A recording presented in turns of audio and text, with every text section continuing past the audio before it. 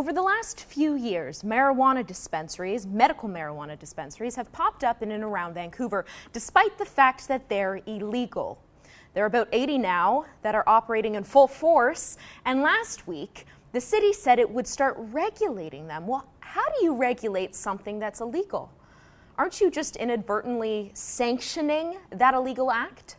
Vancouver City Councilors voted 10-1 in favor of referring illegal marijuana dispensaries to a public hearing.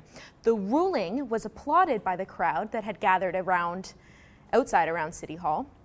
Only one councillor voted against, Elizabeth Bell, who had previously said the city has no business regulating a substance that is still illegal. Slivinski joins me now from Vancouver. She's been covering this story for years. Ada, it's great to see you.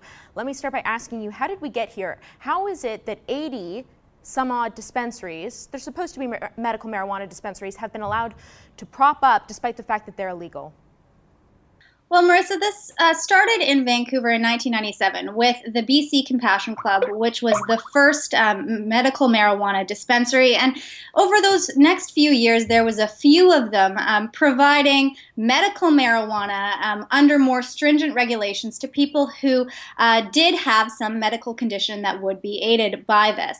And the growth of these dispensaries was very slow over the few years following, so police didn't really crack down on it. It wasn't seen as a big issue. Now, I will mention that the only legal way to get marijuana in Canada is through Health Canada, with approval of a doctor, of course, and then they mail it to you. So you receive a package of the marijuana in the mail, and those are all provided by licensed growers that do undergo regulations. But the dispensary system in Vancouver is totally outside of that. So we're talking about two very different things here.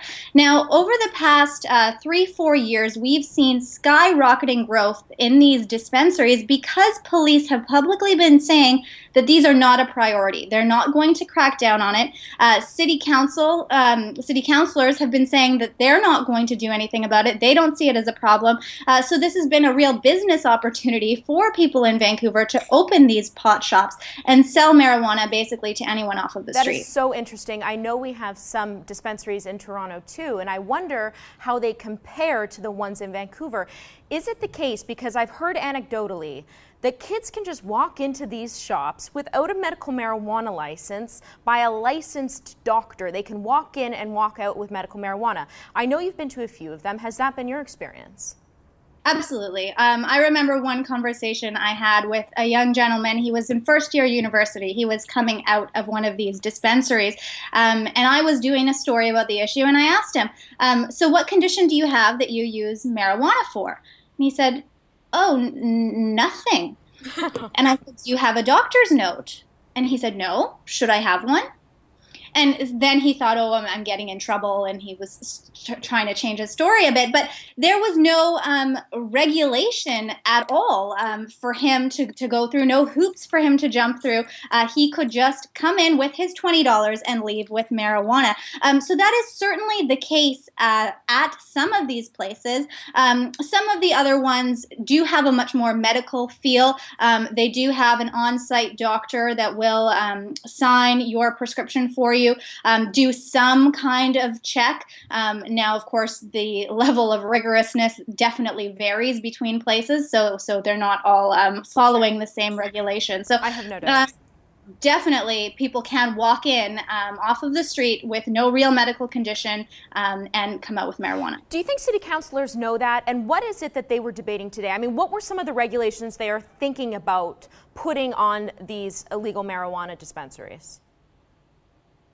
Absolutely. I have no doubt that city councilors know exactly what these places are like. There has been a lot of reporting about this issue in Vancouver, reporters going undercover, buying marijuana. So that has very clearly been exposed.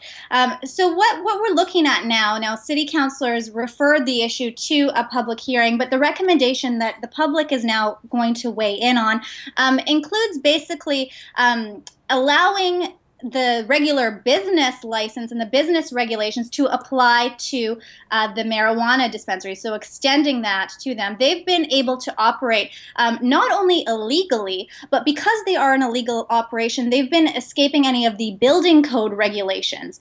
So there's no inspection, there's none of the criminal record checks that would usually come in with that. So that would apply to the dispensaries. There's also a $30,000 licensing and administrative fee that they would have to pay to City Hall to kind of help with the administrative checks. And basically, the way I see it, it's a way that City Council is profiting off of an illegal drug trade. That's really what's going on, because they would still have to pay the normal $5,000 for a business license. And by imposing these regulations on these illegal pot shops, you are inadvertently sanctioning these illegal pot shops. Ada, I gotta ask you, do they at all, presumably any profit they make is tax-free, is that right? It has been, absolutely. There are some sellers who do voluntarily pay taxes. So Mark Emery, well-known man for sure in the marijuana business, he voluntarily paid taxes on his seed business as kind of a public statement and a form of protest, if I could call it that. So some do pay taxes, but the vast majority, because they don't have to, they don't.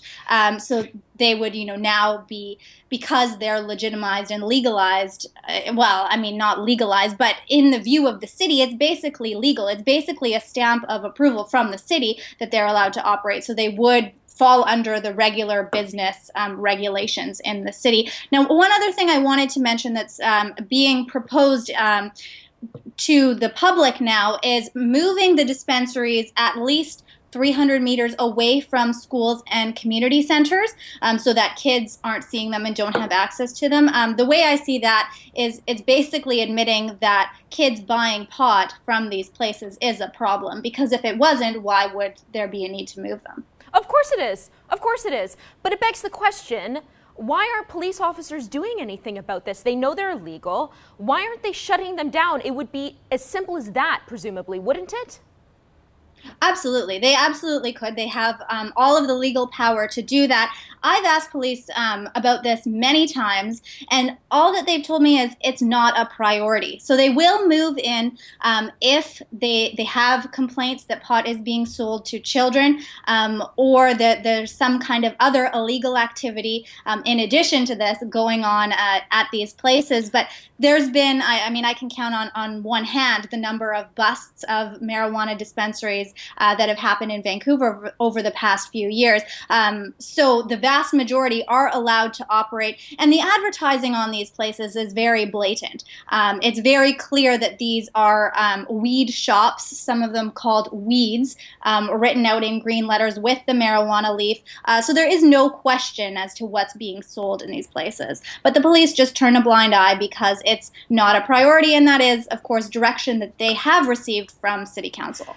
Canada's liberal left coast. I guess they're probably just waiting for Justin Trudeau to come in power. Anyway, Ada, it was so great talking to you. Thanks so much. Thank you.